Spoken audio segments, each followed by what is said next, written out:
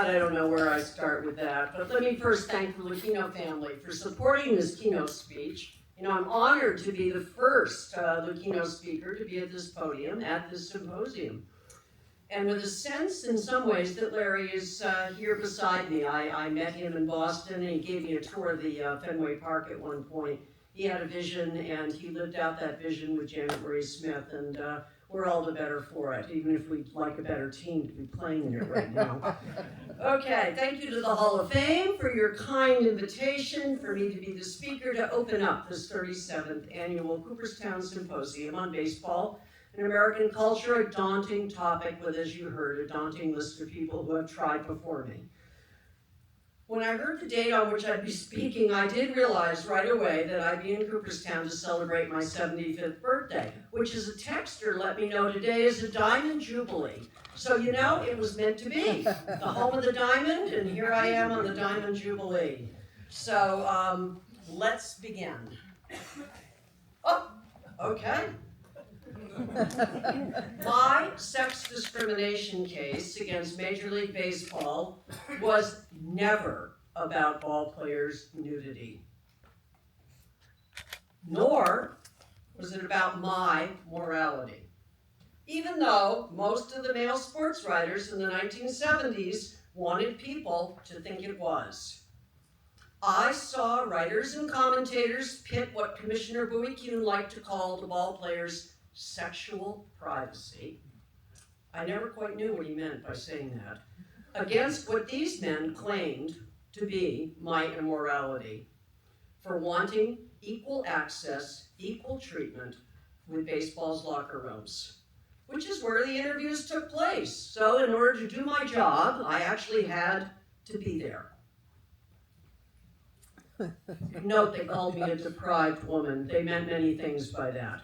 When the public assessed the evidence that they'd been handed, my feminine virtues were always found to be sorely lacking. So time after time, I lost my case in the court of public opinion. And by the way, those penciled-in genitals in this cartoon are courtesy of an anonymous letter writer who described himself as an athlete and a coach from Toledo, Ohio. He drew them in. And then he neatly folded the cartoon and enclosed it with a letter that he sent me in October of 1978, just after I'd won my court case. Dear bitch, his one-page handwritten letter began. And after a few paragraphs, he ended it by letting him know what his hope for me was.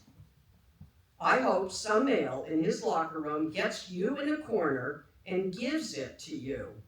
Probably that is what you want.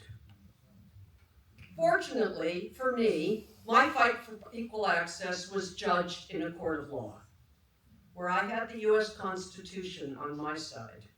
Specifically, its 14th Amendment, with its mighty Equal Protection Clause.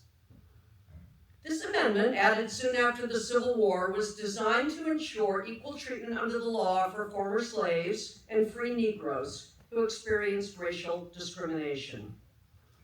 When the 14th joined the Constitution, judges afforded race what was called strict judicial scrutiny, the highest.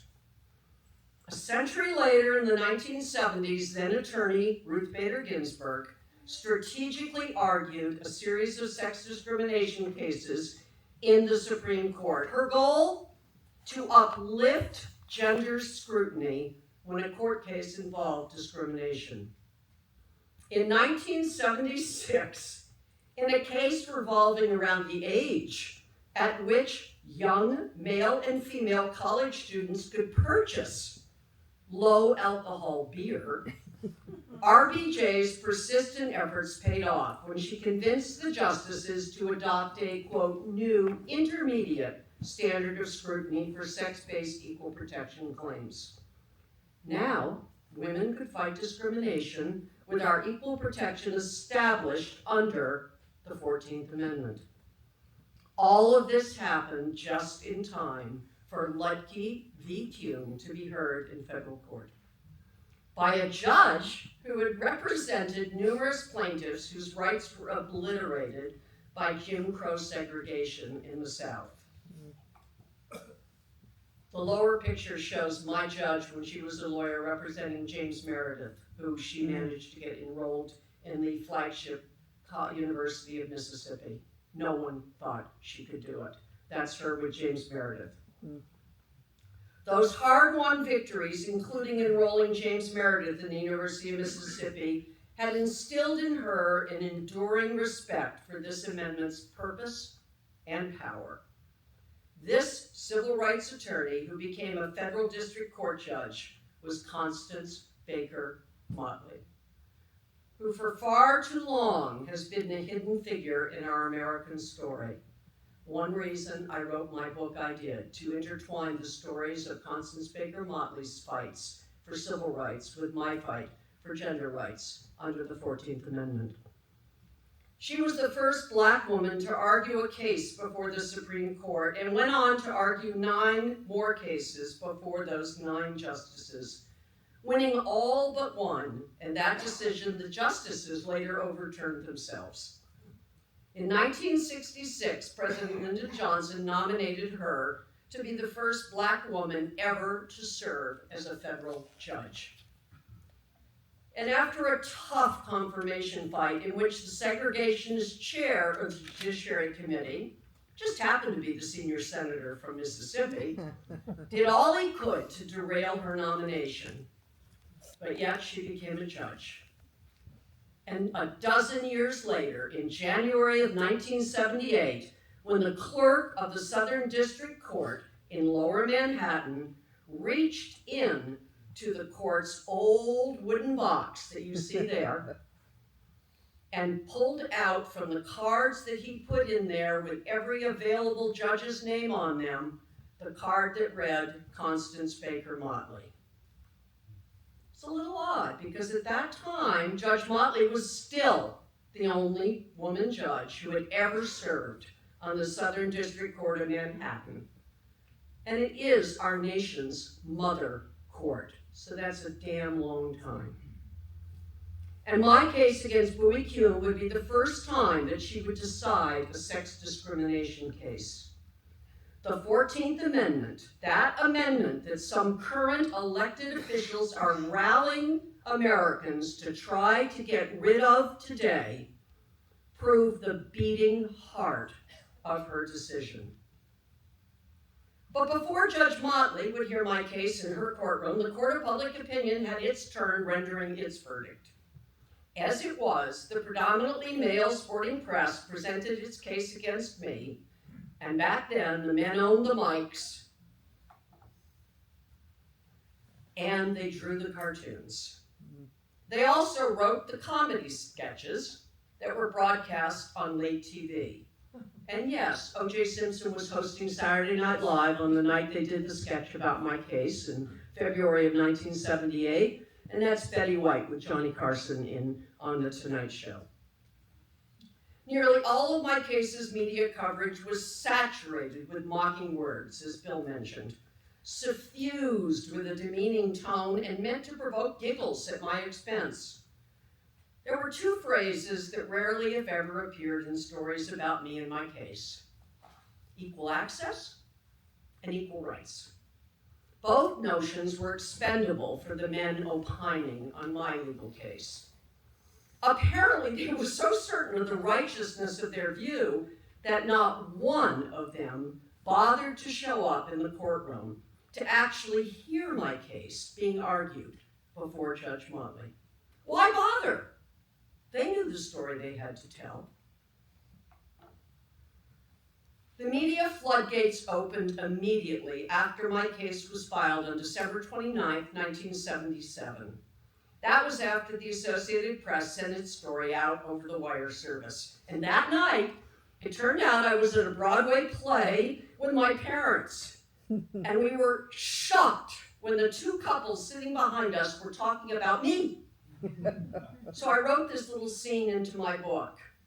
By the time the curtain rose, they'd settled on 2 points of agreement. 1, the judge should and surely would tell this girl no. And 2, she must be a women's liver. Well, my dad whispered astonishment at what gone on. I looked to my mom sitting on my other side. She said nothing. The heat intensified for me after the dean of the sporting press wrote his syndicated column on January 9, 1978. He'd won the Pulitzer Prize for commentary in 1976, the year before my case was filed, which was the same year that his picture joined the Scribes and White Men exhibit in this building. His opinions mattered. So when he derided my case and then went on to insult me, he was handing out permission slips for other sports writers to do the same, which they did. That columnist's name is Walter Wellesley Smith. He's the only person I've known with my alma mater in his name, and no, it's not Smith, it's Wellesley. Everyone called him Red, and his New York Times columns written with that byline were reprinted in newspapers across the US and Canada. So when Red wrote in his opening paragraph that my legal case had, quote, struck a saving note of low comedy in an otherwise serious sporting year, well, the rest of the sporting writing fraternity joined right in, treating my request for equal treatment as a joke, good for a chuckle or two. Then Red turned his derogatory words on me by fantasizing this scene. He wrote, "If the ball players enjoy exhibiting their manliness to some bit of fluff, they'll seldom lack for opportunities. But they should not be required to do so, and they shouldn't have to wait around with their pants on until that last damsel quits the premises." That bit of fluff was me. Oh, that damsel too. And the men called us everything but women. After Red ridiculed my case and me, sports writers parroted his tone and the accusations, which provided a heyday for headline writers as they paired sexual puns with baseball lingo. In Seattle, when a columnist opposed the NBA Sonics opening their locker room to all writers, male and female, the headline was, "Fluff in the locker room." Geez, I wonder where that idea came from. Even when the rare columnist was favorable to my cause, well, sex got top billing. In the Philadelphia's Evening Bulletin, when Rick Ashburn wrote that my case rested actually on solid legal ground, the headline writers served up an enticing angle. The headline read, "The Naked Truth. Melissa has a case." And though Ashburn explained why he thought that Kuhn would lose in court, even he could not resist revealing his own naked truth in his parting words. Quote, "It'll only be a matter of time before women will know for sure that all men aren't created equal," he wrote. Pivoting to the popular notion that when a woman was in the locker room, she would be there to leer at men's naked bodies with her roving eyes. And in a nod to the women's rights movement, which the men generally disdained, well, they also sprinkled into their stories and headlines some women live put-downs, like these.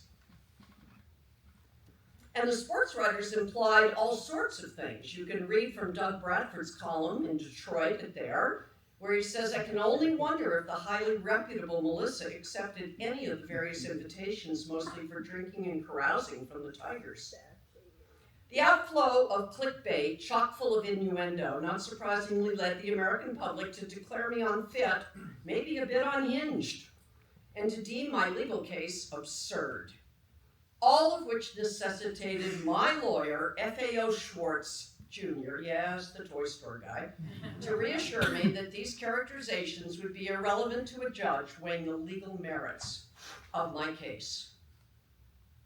So Time Inc. had filed my discrimination case after negotiations failed to remedy the discriminatory practices of a man who had graduated from the University of Virginia Law School 4 years before the Supreme Court declared separate is not equal in the landmark Brown versus Board of Education case. A case, by the way, for which then NAACP Legal and Education Defense Fund lawyer Constance Baker Motley had written the original complaint.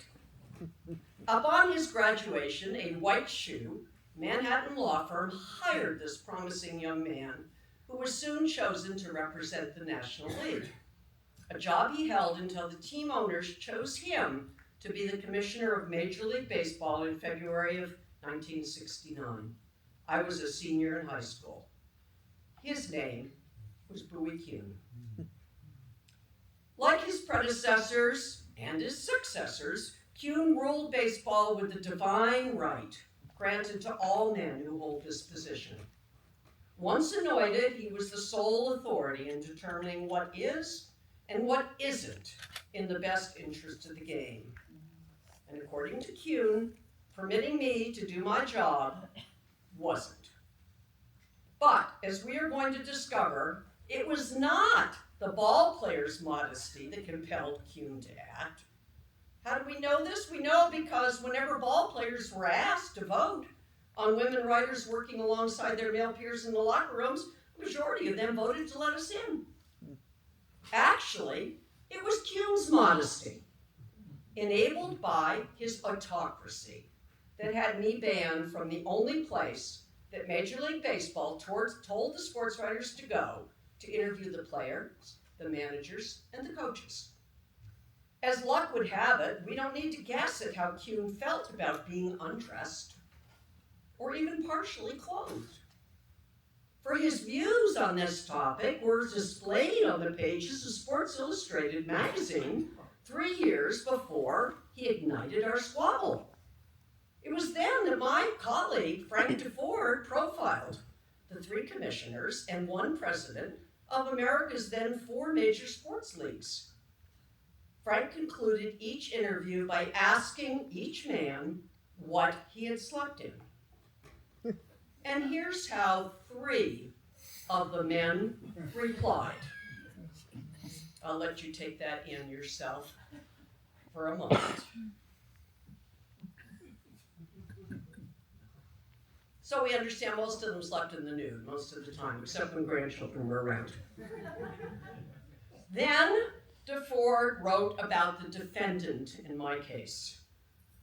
Commissioner Kuhn says that it's nobody's business what his fashions are.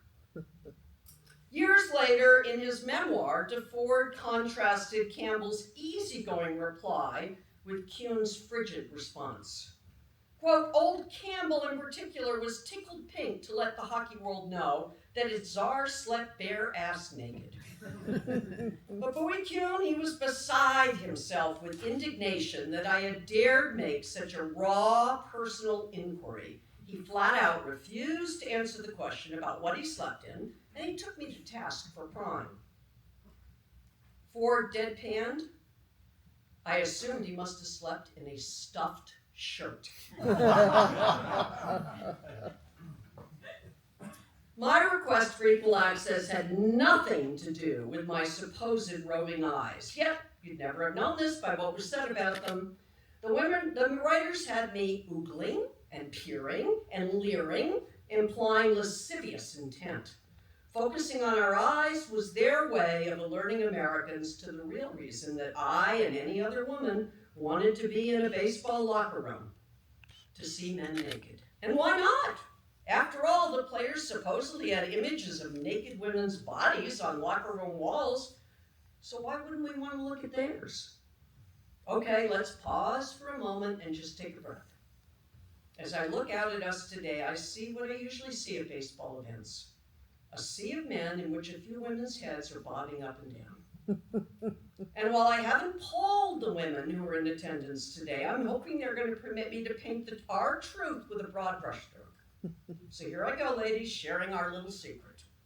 As much as men may crave Playboy centerfold, and ball players, as Jim Bouton told us in Ball 4, have hung from hotel fire escapes or gone on rooftop hunting parties for a titillating peek or two at women's unclothed bodies, I am here to inform you that women don't experience the same thrill in seeing a man who isn't dressed.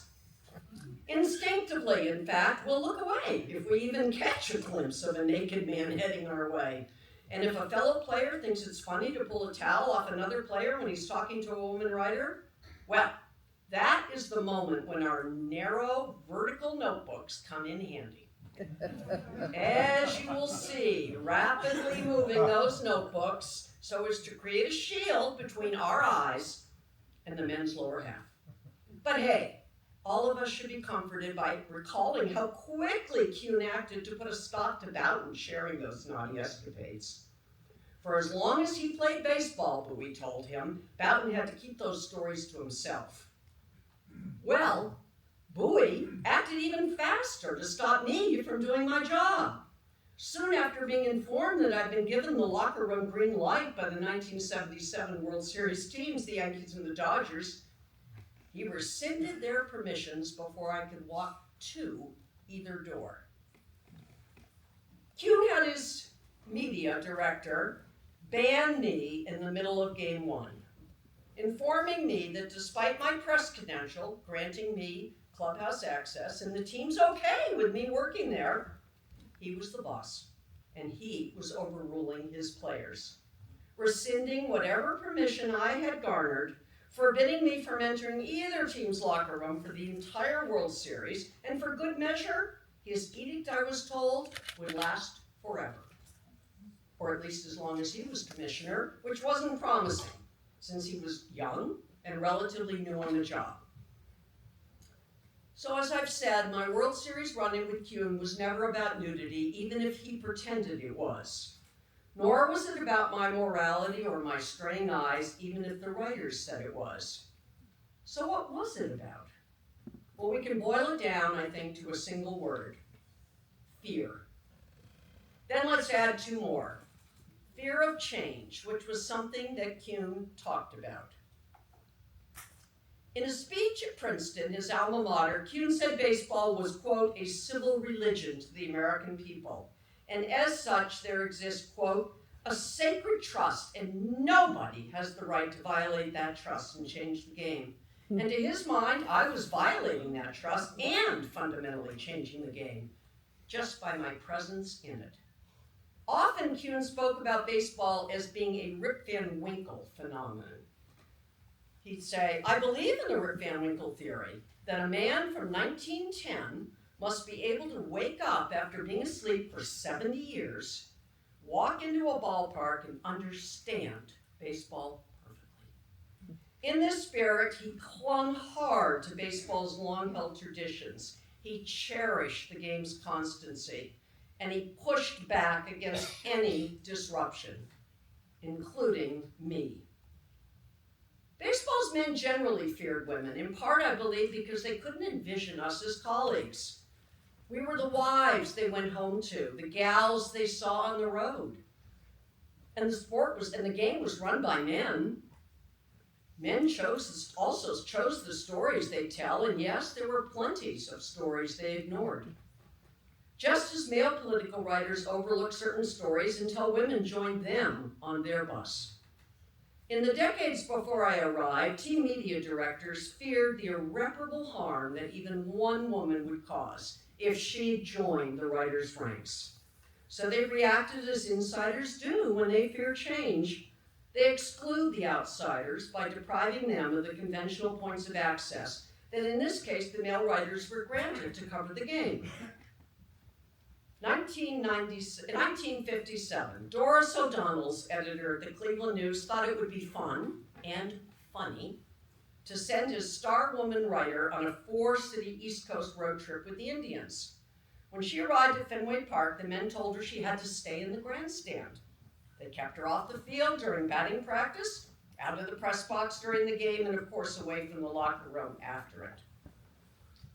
But from the grandstand, she snagged an interview with Ted Williams, who'd been ignoring the men, which only heightened the fear these men had of women being among them.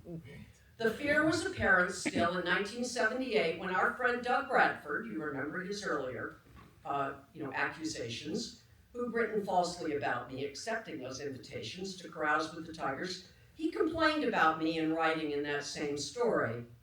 How, he asked, can I compete with that?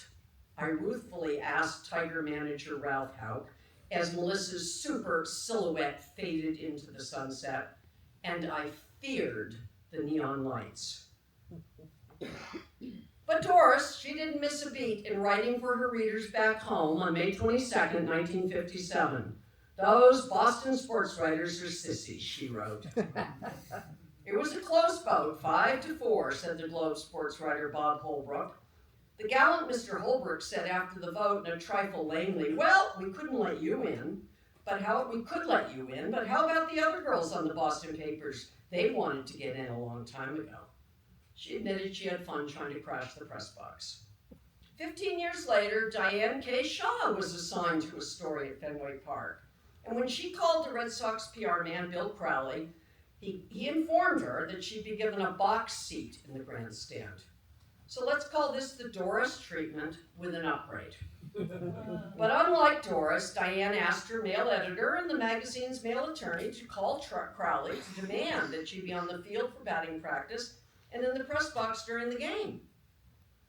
So when she got to Fenway, her passes were there, but all she heard from the men was, "Well, that girl can be here, she behaves herself." And she didn't know what that meant. The players avoided her on the field after their manager had warned them to watch their language. In reality, that meant don't talk to her. And after she was ushered to the ballpark's roof where the press box and the team's press room for eating and drinking were located, Diane tried to follow the writers inside the press room for their pregame meal. She was told she couldn't enter. Her meal would be brought to her at a table for one set up nearby. Diane didn't eat, and she never sat down at this table with the sign Ladies' Pavilion. Later, she joined the rest of the press corps in the press box. A few innings into the game, Diane approached Bill Crowley to introduce herself, and until then, he'd done all he could to avoid interacting with her, including having his assistant walk her up from the field and deliver the news about her seating. "See, nothing terrible has happened," Diane told him, reassuring Crowley that she could do her job without incident. "Well, it will," he replied gruffly. Again, she didn't know what he had in mind. "Tomorrow, there'll be 50 girls like you here," Crowley declared. She reminded him there weren't even close to 50 female sports writers in America. "Well, maybe not, but they'll say they are, just so they can get at my players," he shot back. Next season, spring training hadn't even begun when baseball's men evicted Sports Illustrated baseball reporter Stephanie Salter from another dining room. This time it was the Baseball Writers Association of America's Winter Gala, where, I might add, every man was fully clothed in a tuxedo, no nakedness here. And after her editor gave her a ticket to be the 10th SI staffer at its table, Stephanie had fashioned a tux out of her black dress, and she'd improvised a tie. It took 3 men to evict her. One followed the other, each telling her to leave. No woman allowed. Twice she refused. She left only when baseball's men summoned a security guard. Newsday sports columnist Steve Jacobson, who was at that dinner, summed up the scene this way: "She fought a battle of women's liberation against the male sanctuary of the Baseball Writers Association and lost." His copy desk added this fetching headline: "Writers block a damsel at the plate." Stephanie's run-in with baseball's men wasn't, Steve observed, quite like being burned at the stake. But Stephanie had promised there would be other battles. She was right, but it turned out that baseball's next explosive gender battle was mine. With Stephanie, by then a sports writer at the San Francisco Examiner, she was the one to break the news that Time Inc. was likely going to take Kuhn to court, charging him with gender discrimination. Along with that news story, Stephanie's editor asked her to write a personal account of her own experience covering baseball. And you can read here what she wrote at that time. It ends with the line, "I have been asked by a major league manager if I was still a virgin." Had I been told the fullness of this history before I stepped onto the field at Yankee Stadium for batting practice in April of 1976, which was my first time as a reporter at a major league game, or had I learned in the course of reporting and writing about baseball during the next 2 seasons about these women other than Stephanie, whose job I was handed when she left SI, or had I known about girls like Maria Pepe, who had sued the Little League's men in 1972 for barring her from playing baseball, as other girls were barred and sued as well. Then perhaps when I saw Judge Motley drive Kuhn's lawyers to exasperation by suggesting how ball players could cover up to prevent us from seeing them undressed, I would have better understood that she was signaling at that moment what men feared the most. That she believed the US Constitution would direct her to make my access happen, thereby hinting that my equal presence among baseball's men would soon be ordered. Of course, let's be clear on two critical points that once again the sports writers failed to ever mention. No writer, male or female, was allowed to go into the shower or toilet area in any team's clubhouse. 1. 2. Each player decided what he'd wear or not wear when he returned to the locker room after his shower. I mean, a ball player could wear jockey underwear like Oriole pitcher Jim Palmer did on the pages of my very own magazine at that time. He could wrap himself in a towel. He could wear a robe. Or, imagine this, he could return from the shower in his pants. Totally his call, his choice, not ours. So, I want you to keep this in mind as I read a courtroom scene that I wrote about in my book. It's the moment when Judge Motley stunned Kuhn's lawyers by telling them that she didn't actually think that nakedness was an issue in this case. This was when she offered examples of the ways that players could shield themselves from women if they wanted, to get dressed in the locker room. None of these two remedies were among Motley's suggestions, but still, Kuhn's lawyers were aghast. Again, reading from my book, beginning with Kuhn's lawyer. Quote, "When a fellow comes off the field, he takes his clothes off and casually walks around talking with his friends when he undoes his shirt," Kuhn's lawyer told the judge. "Well, they talk to one another in and out of the shower room." Motley, "Yes, they talk to each other," she repeated, but she seemed skeptical about what this had to do with what the ball players wore or didn't wear when they talked. "Well, they visit one another at the cubicle," the lawyer told her again. "They don't go behind cubicles. They don't hide from one another." "Well, they could if they didn't want anyone to see them naked," she countered, seeming a bit bewildered by where this lawyer was heading. Quote, "It would change baseball. The locker room and the way teammates have related to one another for 100 years, Kuhn's lawyer told her. It was at that point that baseball's argument had dwindled down to its century-old traditions triumphing over my equal access. So nearly 50 years have passed since then, and finally I've written my story. And not surprisingly, mine is a very different story than the one the men wrote in 1970s. When no sports writer attended my judicial hearing, when no male writer I've ever read, and by now I have read a few thousand stories, informed his readers that Kuhn banned me not only from locker rooms after games, but before them too, thus denying me the access to the ball players in that precious time between batting practice and the game's start. When the male writers were using those invaluable 45 minutes to talk at length with players, that was the time magazine writers cherished the most. Absent the rushed chaos of the locker rooms after the games, when in the stillness of this space and time, they had time to talk with these men, who were in their baseball uniforms, fully dressed, no one undressing. So, why wasn't I allowed to be there then? For the same reason Doris O'Donnell wasn't on the field or in the press box. For the same reason Diane Shaw couldn't eat with the other writers. For the same reason Stephanie Salter was tossed out of the writers' dinner. All of these places from which women were banned, not one man was naked.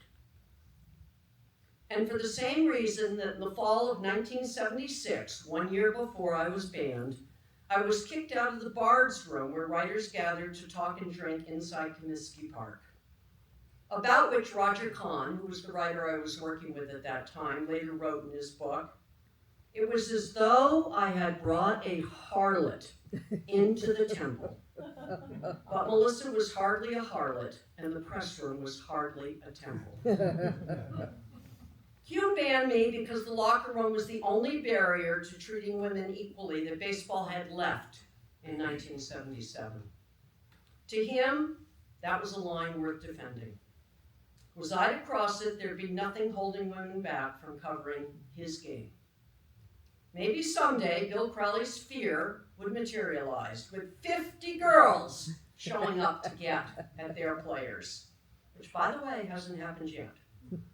Kuhn could see women marching in the streets for equality, but inside this realm that he ruled with an iron hand, he wanted to give these men a fighting chance to hold off this invasion of women into their game. So he did what baseball's men had always done. He just made it tougher for us to cover his game, hoping to discourage us, hoping I'd go away. But the problem for Kuhn and baseball's men was that I stayed. Locker rooms, however, were a bit different for Kuhn because they gave him a convenient fig leaf for arguing his case in public. That could be summed up in 3 words: nudity, sexual, and privacy, with those last 2 usually said together. But as tantalizing as those selling points were for public consumption, none of them was true. First, Judge Motley was right. Nudity wasn't the issue. Before games, it didn't exist. After games, it didn't need to exist since players chose their state of undress. No one had to be naked. Second up was sexual. But as pro-hockey writer Lori Mifflin told Diane K. Shaw in a Newsweek column headlined "Locker Room Lib," the locker rooms are, quote, so grubby and smelly that it's totally unsexual. She was right. Third was privacy. With male sports writers there, the players' privacy was already a lost cause. So I'm going to end our time together by recalling a different women's cause for which baseball became a stage for public rallies in support of women's right to vote. Like the July 7th Philadelphia Phillies game in 1915 when the suffragists sold thousands of tickets to their suffrage day game. They hung yellow streamers and pennants throughout the Baker Bowl Stadium. They handed out Vote for Women fans to the fans. And as a Wall Street Journal writer observed, quote, to them, this venue symbolized baseball's reverential place in the American story. With men filling most of the seats in ballparks, they thought this was a very good place to change a few minds. Just 7 years earlier, a man who'd never been to a baseball game, Jack Norworth, was inspired to write song lyrics when he saw a sign that read Baseball Today, Polo Grounds. History tells us that Jack wrote this as an ode to his mistress, Trixie Ferganza, who was a major vaudevillian star and a dedicated suffragist, whose portrait is on his song's sheet music. Today, baseball crowds sing his chorus at the 7th inning stretch. It's baseball's anthem. So in gratitude to Trixie, and in honor of Katie Casey, the name that Jack gave his songs Baseball-Crazed Women, I am going to ask you in just a little while to join Carly Simon as we sing about Katie, that woman who loved baseball, just as I do, just as my mom did, just as millions of women do. And more girls and women will fall in love with this game as they find baseball welcoming them. Like Commissioner Justine Siegel is doing by launching her Professional Women's Baseball League this summer. As is happening in Rockport, Illinois, home of the Rockford Peaches, and what they're doing in hosting the Women's World Cup this summer and next. As more women call more games from broadcast booths and write the stories that this remarkable game has to tell. And women are hired as coaches for major league teams and retained in top positions in front offices. As women manage major league teams, and a few women play on them. minor league teams, minor league teams. We're still waiting for Major League. And a few women play on them. And the first woman called up to call Major League balls and strikes in regular season games, thanks to Perry Barber and some other women whose shoulders they stand on. So let's honor these women in baseball by singing together about Katie Casey, the woman who said no to a Broadway show and told, let's see, where am I gonna get, where is this, wait, someone help me, I need to get to this. I should have, we wanna get the song, here we are, so how do I get to there? How do I get, oh, there I go, okay, here we go. Everybody ready? Yep, here we go. Wait. Come on.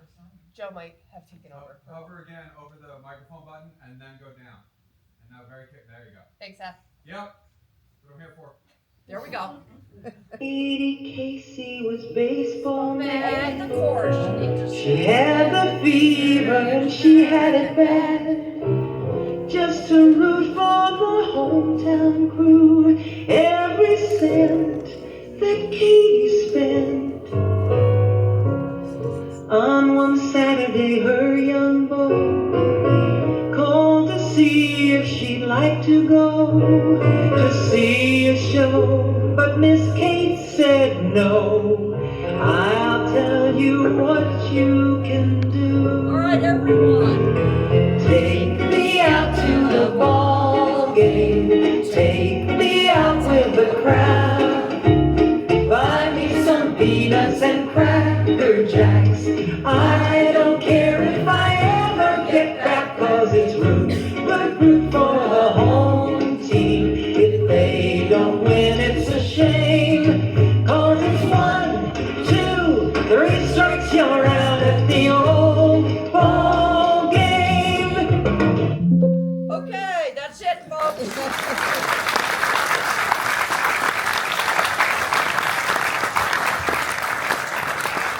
You want me to stay up here for questions, or what do you want me to do?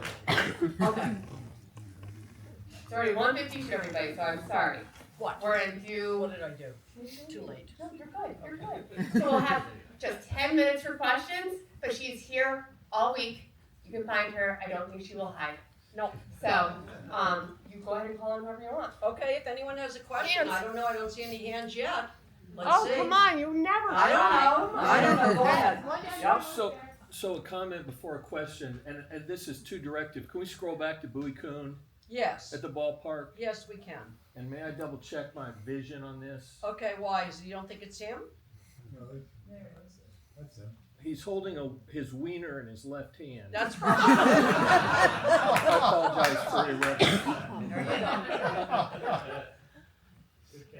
Is it? I think so, but who knows, maybe the I'm sure there's I a don't know. question.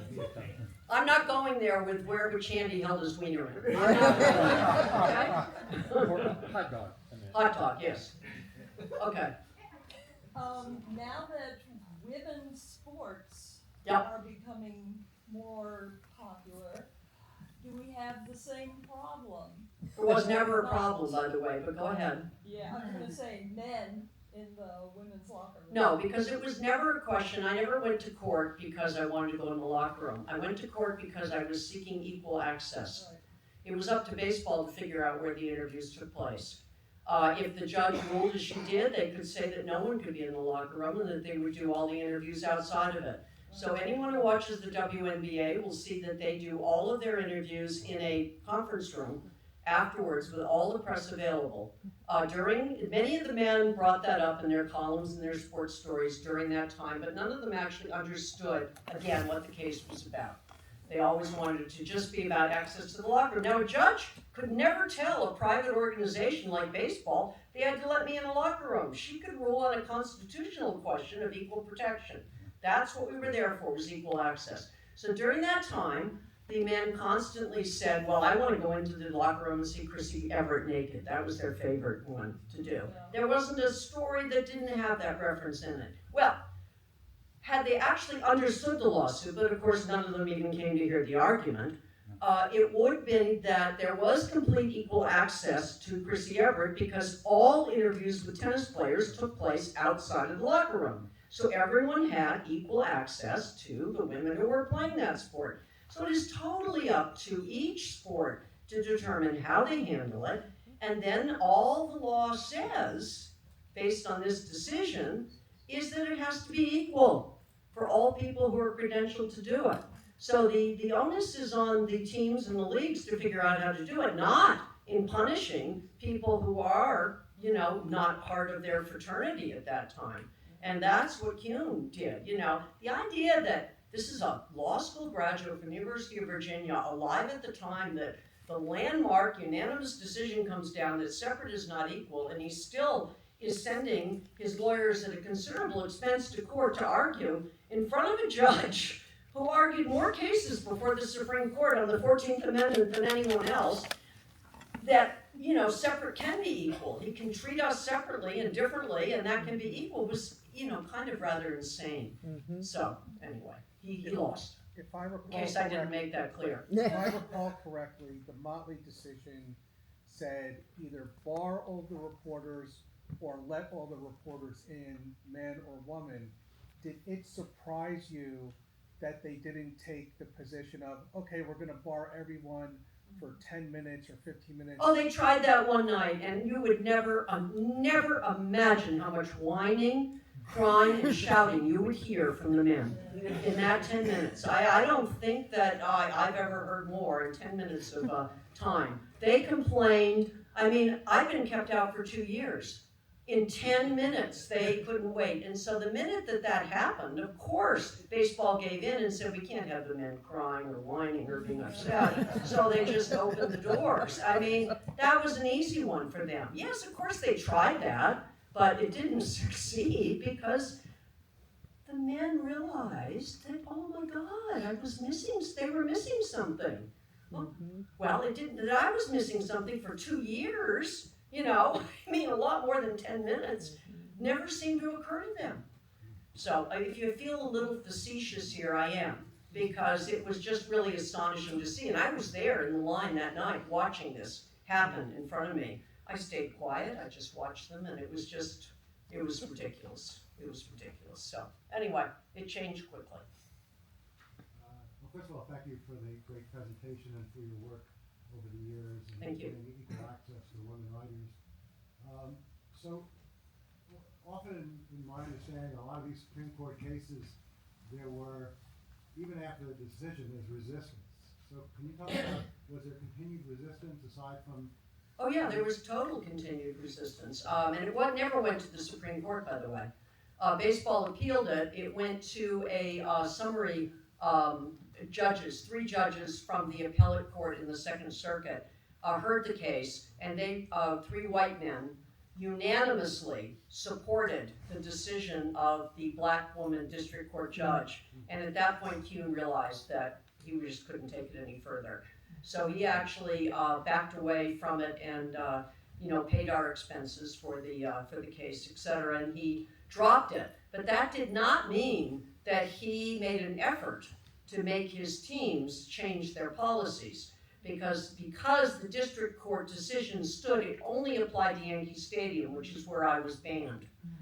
And Yankee Stadium was a key thing. I won't bore you with the details, but that's a reason. If it had happened in Kansas City, I would not have won my case because there wouldn't have been the application of the state action doctrine that would have gotten us to the constitutional protection. But because baseball was private and the Yankees were private, we had to get to a constitutional thing, so there had to be state action proven. And the fact that the Yankees had a 30-year lease with the city of New York, and the city had put $50 million into refurbishing the stadium, provided the state action link that came from a precedent called Burton v. Wilmington Parking Authority, which turned out to be a case that Constance Baker Motley had been the co-counsel for at the Supreme Court when Wilmington took it to the Supreme Court. So she knew a little bit about that. But yes, of course, one of the things that I've learned as I have, aged, and watched what happened over the years, is that it's much easier if you have a lawyer named F.A.O. Schwartz Jr., you know, a judge who understands the law. It's much easier to change the law than it is to change attitudes. It did not happen until Kuhn was fired by the team owners. And Peter Uberoth, who had run the Olympics, came in as the next commissioner. And his first act as commissioner was to make it a mandate across all of baseball that women had equal access. But that was 7 years later. That was 7 years later. And I've had women tell me to this day that they have gotten to the doors of clubhouses and been told by guards that they can't go in.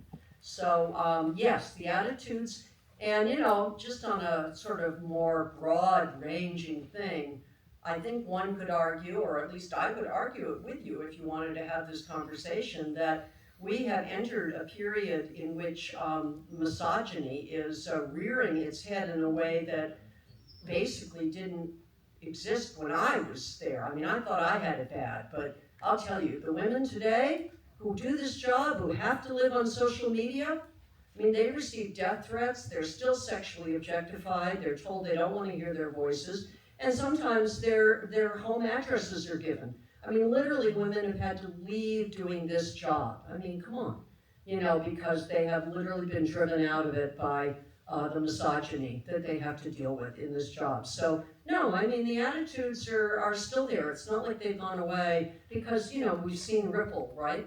And we're now arguably in a high level of misogyny, just as women are losing some of their basic rights to autonomy, etc., bodily autonomy.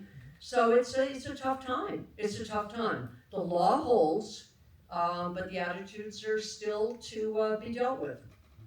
What can I tell you? Social media hasn't made it easier. No. Yeah, Amy.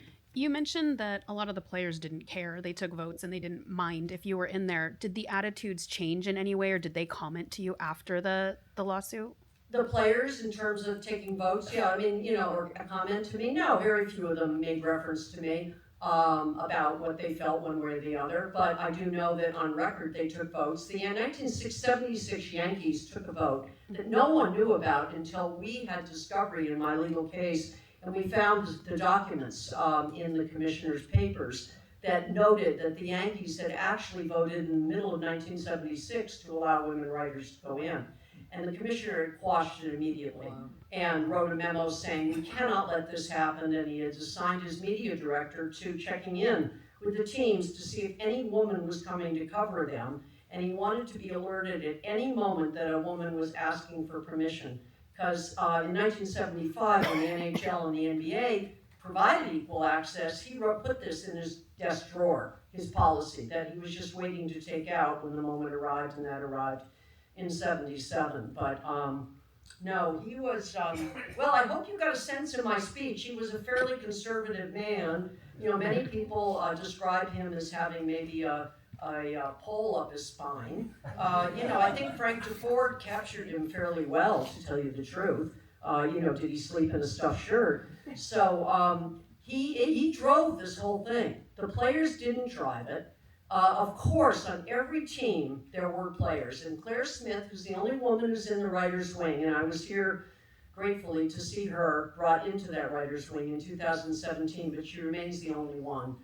Claire Smith was literally carried out of the San Diego locker room after the game against the Cubs in the NLC World Series in 1982. She was literally carried out, and Gene Locke, I believe, I think it was Gene Locke, who was whoever was, Gene Williams?